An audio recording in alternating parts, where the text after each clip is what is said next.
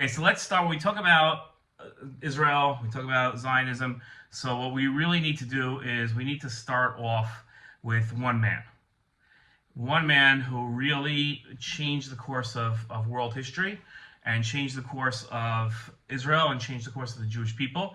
And it's a person that still has an influence on anybody that could possibly be interested in Israel, and even people that are not interested in Israel, even people that are opponents of Israel. And a lot of people would think that I would be talking about Theodor Herzl, who started the political movement of Zionism, but I'm not. I'm talking about Abraham. He's the one that changed the course of human destiny because he was the first one to recognize the fact that there is a God, and that God, it's in the human being's best interest to have a relationship with that God. And the way to have that relationship with that God is through one's intellect. That was what he brought to the table, and also through one's actions. So it was a system that he set forth called ethical monotheism, which is a fancy term for living one's life in accordance with knowing that there's one God and recognizing the fact that that God acts in a certain way, and we should try to imitate that. So God is kind, God is generous, we perceive God as merciful. We should be the same way. We should act towards others that same way. And that's what Avram taught his children. And his children taught their children, and all the way till today, that's what we taught. That's why the Jewish people are always charitable. No matter how religious and how observant they are, there's always going to be a charity fund in any Jewish community. It is guaranteed. There's never been a Jewish community without a charity fund. That speaks volumes. And that's because we took the message of Avram. But Avram didn't only discover that there was a God and became the first human being to really do that, and became the first human being to teach others about that. But Abraham forged a relationship with God that was two-way. It was Abraham reaching out to God, but God reaching back out to Abraham, and with an odd promise. The promise was that he would have, him and his descendants would have a land together that they would be able to have as their own for eternity. And that land was the space of the land, what we call today the land of Israel. And that land was promised to Abraham's children. So his descendants always knew that this land was theirs. Even when they were separated by horrific forces that tried desperately to wipe the Jewish people off the face of the map, they always knew that they would go back one day to that land. They always had that promise. No matter whether it was in the midst of a crusade while Catholics were ripping their bodies apart, or pogroms when their homes were being set on fire with them inside of it, or in the gas chambers of Auschwitz, Jews always knew at their final moments that if it's not them, their children and their aunts and their descendants would one day make it back to Israel. And that is their land. And throughout 2,000 years of exile, Jews never stopped praying to return to that land. They always looked back at that land as, that is our homeland. We will go back. That is our dream. And we ended every Yom Kippur, and we ended every Passover Seder with the words that next year in Jerusalem, that hope that we will one day return. It was the call of our people. We were not just the people that observed rituals. We weren't just the people that study texts. We were a people with a homeland that we would make it back to. We knew it, but we didn't know when. And that's how life continued. Throughout thousands of years, just this hope that we would go back. And then another man came out, and that was Herzl. And Herzl and the other Zionist leaders, Ben-Gurion, Jabotinsky, Brandeis, all throughout, so many names, people got together and said, we don't have to wait anymore. The rest of the world is not waiting to emancipate themselves. Americans had done it 200 years before, emancipated themselves from England. The French even before them. And people all over the world were saying, this is our land, we're going to be free. We should do this as well. The Jewish people should return. We're smart enough, we're capable enough, we have the skills, we have the resources to be able to go back and take a land that's been desolate for 2,000 years, ignored and set aside by everybody, and go back. And it'll be better for us. Because the anti-Semitism that has plagued us for thousands of years will end. Because we will have a place of our own that any Jew, anywhere in the world, no matter what they're going through, will have a place to come back to. And that will be ours. We will run it the way we want to. We will run it fairly, ethically, along the lines of what Abraham taught us so many years ago. That was the dream. And they started working on it. Slowly, but surely. And Herzl said, it'll be 50 years before this dream comes to fruition, and he won't see it. But that's how important it is, to make sure that this happens. And unfortunately, a Holocaust happened before that dream came true. But then we really had nowhere to go. And then it became an imperative. People that were blind to the needs of our own homeland, or that the timing was right now, finally came around. And world Jewry and so much of the world came around to realizing the Jewish people need to go back. They need to have their own land. And they recognized this. And they went back. And backbreaking labor with people dying of diseases that they caught, like malaria, on a land that was desolate, that hadn't been touched in thousands of years. They reclaimed that land. They started settlements. They started towns, cities. And they started bringing technological advancement to a land that did not have plumbing. And they brought infrastructure. And then, unfortunately, people tried stopping us. First the British, and then the Arabs that lived there, and then the surrounding Arabs.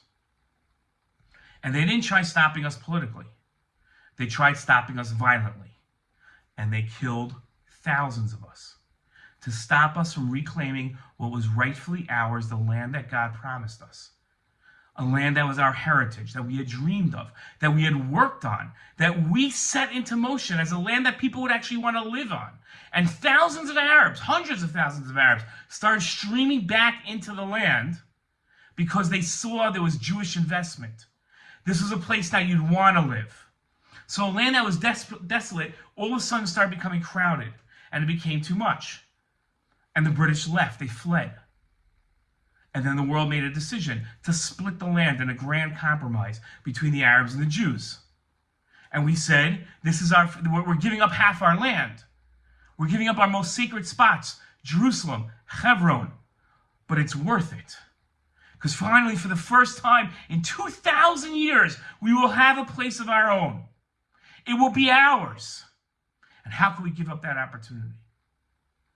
The hundreds of thousands, if not millions of Jews that were homeless in the late 40s post-Holocaust, in lands ruled by Arabs who wanted to kill us, that quickly evicted their Jews. How can we not establish a home for them? So we made a home. And immediately, the minute we declared our independence, the Arab armies attacked and killed 1% of our total population in the land of Israel in that first war in 1948. But we persevered, we survived, we won, we succeeded, and we started building a strong land. And people started coming. And Jews realized the third Commonwealth was being built. An amazing rejuvenation of the Jewish people on their homeland. And then the Arabs attacked again. 1967 in the Six-Day War, and we won that war decisively. And we conquered more land, and we took back our homeland. And we offered peace. We offered peace in 1948 when we declared independence, and we offered peace again in 1967, and it was continuously rejected. Who we were as a people were rejected. Talking to us was rejected by the Arabs, and the third no peace with us. And in 1973, on our most sacred day, on Yom Kippur, they attacked again. And we defeated them again. And then they came begging for peace. Our greatest enemies, the Egyptians, came begging for peace. And we made peace with them and gave up the land that we had conquered, the Sinai Desert, where our people had already moved into. And we brought them out for the sake of peace, showing how dedicated the state of Israel and the Jewish people and Zionism was towards peace. And then we continued, and we kept getting attacked. And now a new disease spread, Palestinian terrorism, where whether it was throwing boulders on highways or hijacking planes or shooting schools, Palestinians had no boundaries. And till this day, they still do not. And we tried forging peace again in 1993 with the Oslo Accords.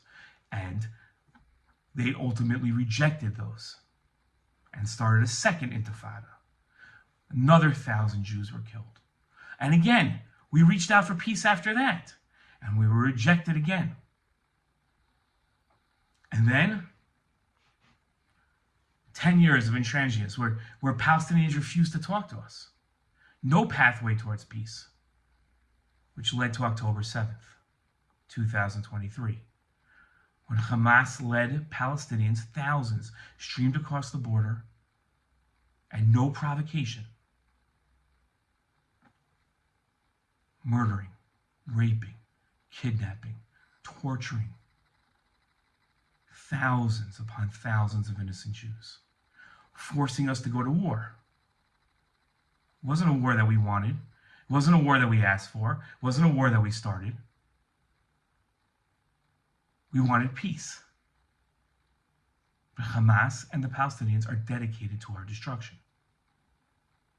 And they tried. And they failed. And they paid the price. And instead of the world coming to our defense and coming to our support and saying, look what they did to you, you have every right to defend yourself and every right to annihilate them for what they did to you, to wipe out every one of your enemies who's trying to kill you, who went on the airwaves the day after the attack and said, we will do this again and again until every Jew in Israel is dead. And there is no state of Israel. Instead, the world blamed us for taking actions that not only would they have taken, but much worse. And then Lebanon attacked. And then Iran attacked. And then the Houthis in Yemen attacked. And militias in Iraq attacked. And we took them out, one by one. Hamas is weakened beyond any semblance of what they once were. We control half of Gaza today, and 80% of Gaza is demolished. Showing exactly what happens when you come after the Jews. We will come after you, and you will pay for your disastrous mistakes. Hezbollah is but a whisper of what they once were. Their leader, dead, annihilated in an Israeli airstrike. And Lebanon, gone. Hezbollah, gone. And Iran, a nuclear program that for 25 years they tried building to wipe us off the face of the earth. America and Israel stuck together and wiped it out. And today Iran is going through troubles brought on by their refusal to enter into a peace agreement with Israel and recognize Israel. So now you look at Israel today. You stand here in the winter of 2026, and we're stronger than we've ever been. We're more secure than we've ever been. And the Jewish people are stronger than we've ever been before. And our enemies have learned the lesson. And now, Jews around the world can lift their heads up with pride and say, look what we've built. A country that stands for kindness and generosity to all those that want with us. All of our friends understand what it means to be friends and allies with the Jewish people. Share technology, water reclamation, anything that they would need, we are there for them. Unfortunately, our enemies have yet to learn that lesson. But you can walk around now and recognize the fact that we have one of the most successful countries in the world, fourth happiest people in the world, top 10 economy in the world, top 10 military in the world. Israel is a place that people come to and they want to be like us. They come to us for technology, they come to us for advancement, they come to us for progressive, they come to us for military. Everybody wants what Israel has. And we are all the more willing to share it. Iran this year had a drought. The city of Tehran, their capital city, ran out of water. And Israel's response was to publish Israel's water technology, the entire plan, in Farsi, Iran's language, for free, so that our greatest enemy in the world could take our technology, handwritten in their own language, and implement it for their people, in the hopes that they would see that we don't want war with anyone.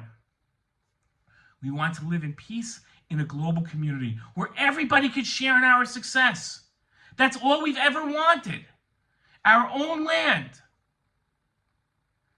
our own people, part of the international community, part of the global world, where we can turn to people and say, look what we've developed. We want to hand this to you. We want to share this. Have our goodness. Share with it. Enjoy the pride of what it means to be Jewish in our day. And always lead our lives by Avram's message of ethical monotheism. Recognizing the fact that we act this way because we realize this is how God told us to act. That's what it means to be a Zionist today. That's what it means to be an Israeli today. What it means to be a Jew today, wherever in the world. That's what Israel's all about. It's an amazing time to live. We're living at a time of Jewish history that is incredible. No Jew in the last 2,000 years has enjoyed this much success as the average Jew walking in the streets of Israel today. It is an absolutely incredible time to live, and we should be proud of it.